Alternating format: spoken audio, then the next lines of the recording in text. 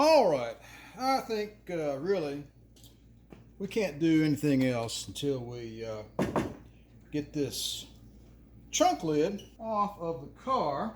I've got a silver Sharpie here, and we'll use this to mark our location so that when we put the trunk lid back on, we will get our alignment just right. All right, let's go ahead and disconnect the lighting wiring harness and get that pulled out.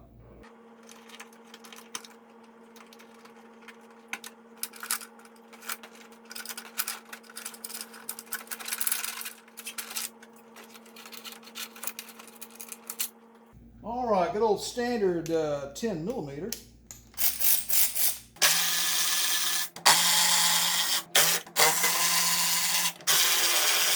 All right, so you've got a flange here in a slot. So we should be able to just pick up on the trunk lid like that. And then we get it out of the way and put it over here in a safe location. And you might think, well, what is a safe location for the trunk lid of a S-Class Mercedes? Nestled in the warm arms of the trunk of a Cadillac. All right, now we can see something and get some work done. You'll notice that I started removing the rubber weather stripping from around the trunk opening. This has some very basic black sealant there. This rubber seal is in pretty good shape, really. If we wanted to, we could continue to use that with no problem. It's not cracked and it's nice and pliable. Just clean it up a little bit. All right, so do a little preliminary investigating here. And I'm just going to mask off a small area just in case my sanding tool slips off.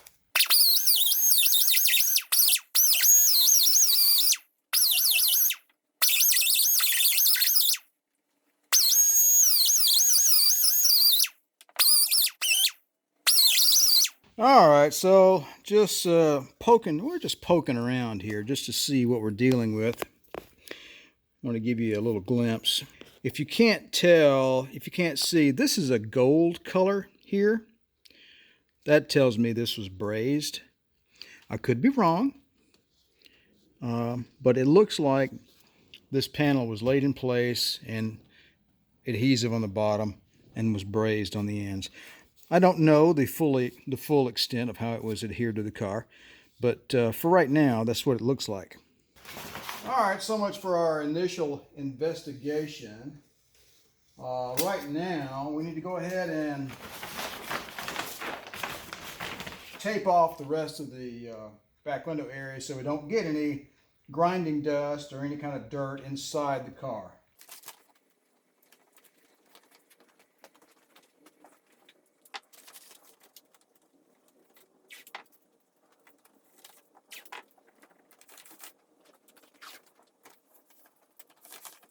All right, I'll be back in a few minutes. I'm going to tape off this rear window hole and be right back. All right, we are starting to dig into our little problem here.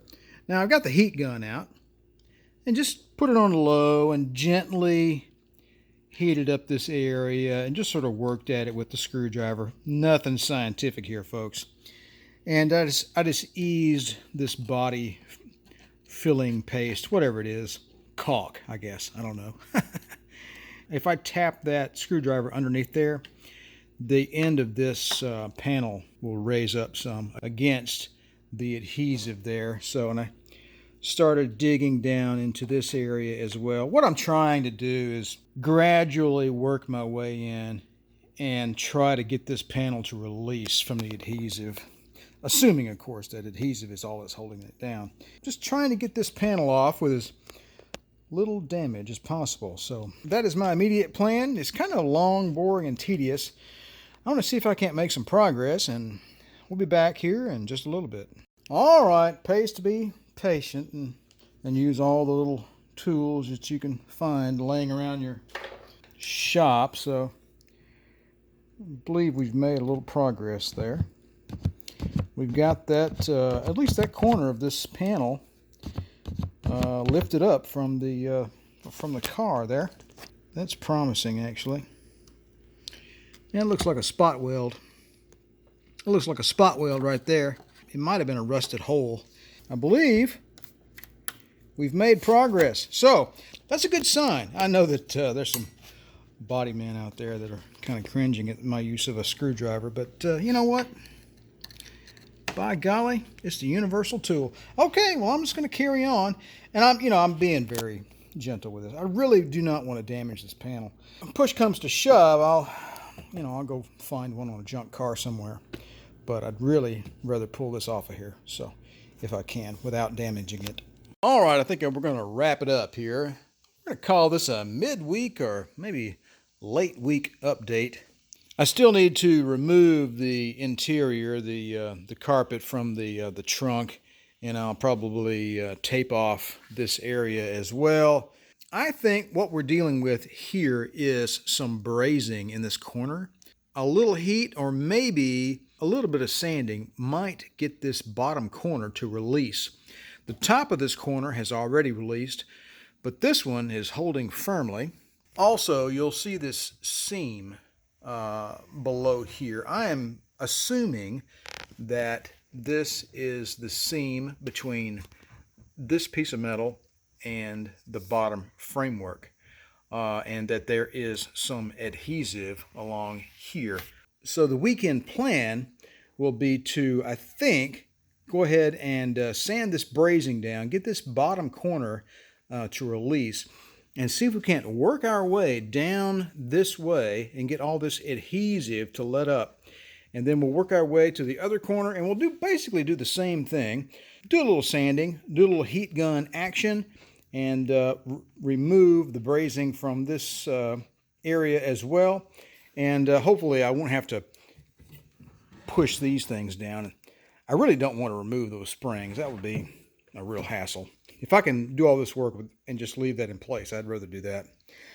But I think our goal for the weekend will be to get this piece removed from the car so that we can see what is underneath.